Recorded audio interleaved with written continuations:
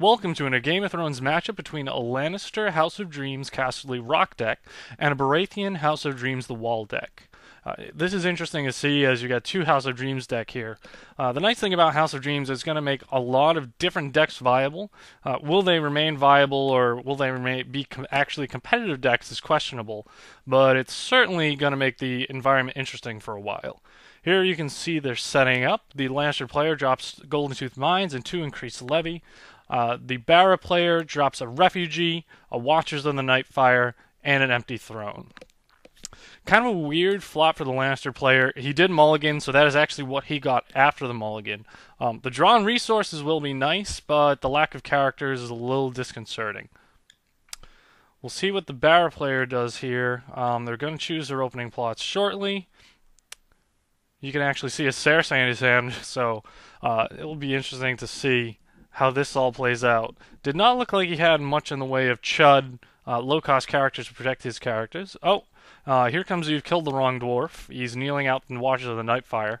When that happens pre-plot, you almost can assume that the Lannister player is going to play a rule by decree. There's really no reason to waste it that early unless that's your plan. This is one of those times where if you run rule by decree, you almost consider playing it just to counteract the opponent's rule by decree. But that can sometimes backfire if they actually don't rule by decree. You get a little cat and mouse game going on there. So let's see what they pick. Yep, there's the rule by decree, and it looks like we have a retaliation on the other side. So let's see if they get anything good on the draw. You can see the Barra player discarded a Carrion Bird there. Didn't see the other cards. Nice. He has a Melisandre in his hand. Always good for a Barra deck. That unopposed power becomes pretty significant. Looked like he had 2 copies, actually. Alright, they're drawing for the turn. And obviously the Lannister player is going to go first. He flops in his C. Yeah, he definitely does not have any chud to protect the cards in his hand. You almost wonder if it's better just to kind of save your gold, play the Qyburn, play the Volantis in, don't bring the Qyburn out of shadows until after challenges, because then you'll at least be able to use the Volantis in, and the Barra player, at least right now, won't be able to do a ton of damage to you, and you'll actually use your gold. So we'll see what he decides to do here. We know he has the Barra player has Melisandre in his hand, so it'll wind up being a huge power swing in his favor. He plays the Castellan Rock here, and follows up the Castellan Rock with Sir Aerys Oakheart. Right now, it looks like a good move, with the Refugee and the Watchers of the Nightfire knelt out, but the Barra player has so many resources, you almost have to assume it's not going to matter, and that he's going to be able to play whatever he needs to play. So here he plays the Melisandre, dupes the Melisandre, and also play what appears to be a royal entourage, but can't quite make it out. Let's see what else he does. He has the White Raven in hand to make it winter. That'll be huge because all of his characters won't kneel to defend. Melisandre will be getting renown every time she defends. And he lastly drops a Knight. I believe that's a Knight that gives all lords stealth, but I unfortunately don't recognize the picture here.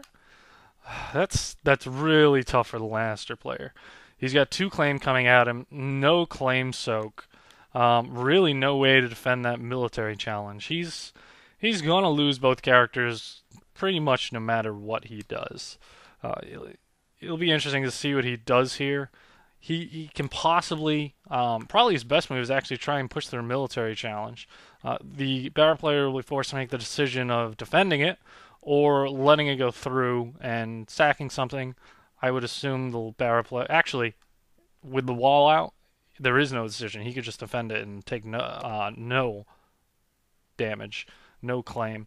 So we'll see what happens here. This is a terrible start for the Lannister player. It looks like he's going to be swinging for military. Let's see. I would assume the Barra player is going to defend it. He does have stealth. So there you can see Casterly Rock coming into play. He was able to stealth out one of the defenders and actually got to push through the challenge because of it. And we'll see what his next challenge is. Looks like he's going for an intrigue. And looks like he got the only card left in the Barra player's hand. And that's going to be it for him. He's unfortunately going to lose both of his characters. Here the Barra player is asking why the Castellan didn't have stealth. Casterly Rock, of course, gives stealth only to unique Lannister characters. So that would be the reason there. And let's see what the Barra player does. Opens up with an intrigue challenge, pretty standard. You usually want to get cards out of your opponent's hand so they can't retaliate with any big events. It's going to be a nice push here for him. He's getting a renown for Melisandre, unopposed, plus the bonus unopposed. Oh, the Lannister player just lost Cersei. That's kind of rough, but better than her being dead. Looks like this is the military challenge, so that'll clear the Lannister player's board. He won't get the extra unopposed power from Melisandre.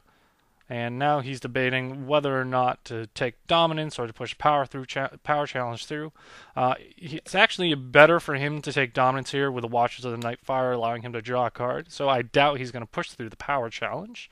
It looks like he does not. He takes the dominance, he wins, and activates the Watchers of the Nightfire to draw that card. He's showing the Sword in the Darkness, one of those cards that really only you'll see in the Night's Watch deck. And let's see what happens this next turn. This is tough board position for the Lannister player. Effie Valors, Melisandre is going to survive, so it's really not worth it. We'll see what plots he has. We know he has no chuds, so he almost has to play something high gold just to get characters on the board, but they're likely to die. So this is a really tough position. Oh, that's a surprise. He actually brings out Little and Less. That's one of the newer cards. Prevents all responses. That's a solid play. That'll prevent the Melisandre actually from being saved. So you can almost guarantee he's going to play the Valor here, and there it is. That will clear the Barra player's board, so that's a nice level playing field. The Barra player will obviously have a turn of advantage. You can see the Barra player pointing to Casterly Rock because he played Search and Detain, so he's going to be bouncing Casterly Rock back to the Lannister player's hand. This is one of the things that's going to be interesting to see how ubiquitous a card Search and Detain becomes. It's restricted, so any deck that has to play a restricted card really has to make a choice. Is the meta going to see more House of Dreams decks, or are you going to want to play your normal restricted card? Fortunately, Search and Detain is high initiative, isn't really a bad card by itself. It's just you don't always want to give up cards like Narrow Escape. You don't want to give up the Maester's Path just so you can play it. So they're going to be drawing here. Obviously, the Lannister player is going first because he got Search and Detained. He has no claim, but he only has one claim to worry about, so he has a little bit more leeway here. Not sure if he gets any chud. Let's find out. Looks like he drew a Misinformation and a Refugee, so obviously he got the claim soak he needed. He has a lot of gold because of his 2 increased levies. He has card advantage, so he can actually work with 6 gold this turn if he wants to. We'll see if he wants to play Casterly Rock. It seems more important to get cards on the board right now. It's nice to see a Tommen in hand. He's going to be able to... He's got a big draw engine if he starts to use that Tommen. And obviously he has the claim soak, so he can protect it if need be. See what he does with his 4 gold. He drops in the Refugee. He drops in Tommen, so he's going to have... Actually, he's going to have 1 gold remaining here because of 2 gold remaining here because of Winters. Apologize. Not a ton. It looks like he can play the Qyburn, he can play the Volantis in, and it looks like he might have a Fiefdoms or something on the left side of his hand. We'll see what he plays. No, that's actually the Casterly Rock. He plays the Volantis in. Good card. Can come into play with either Tommen or the Refugee, though. You would assume you want to draw cards with Tommen. It's interesting that he hasn't chosen to draw cards here, because if you're going to draw cards with Tommen, you want to do it as soon as you can so you know what you have to work with. So it's actually a good choice with only 1 gold. He's not going to draw any new cards. I guess he doesn't feel he has to protect his hand because he has a Misinformation. May not be a bad play. It allows him to use the Tommen for the Volantis in later in the turn, or even push through a challenge with Tommen. Interesting here, he's going to go for the military challenge, so he actually is looking to push through the power challenge with Tommen. The Barra player, it sounds like he's letting it go unopposed. Probably a good move. The Barra player should be able to get some power challenges through in the future. I'm sure that's what he's thinking. I don't see any reason to not defend with the Carrion Bird. And then the Atlantic player pushes through the power challenge.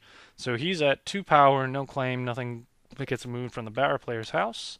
Goes to the Barra player's turn. He pushes the military challenge through. Barra player also has the goal for dominance, so he continues to rack up the power here.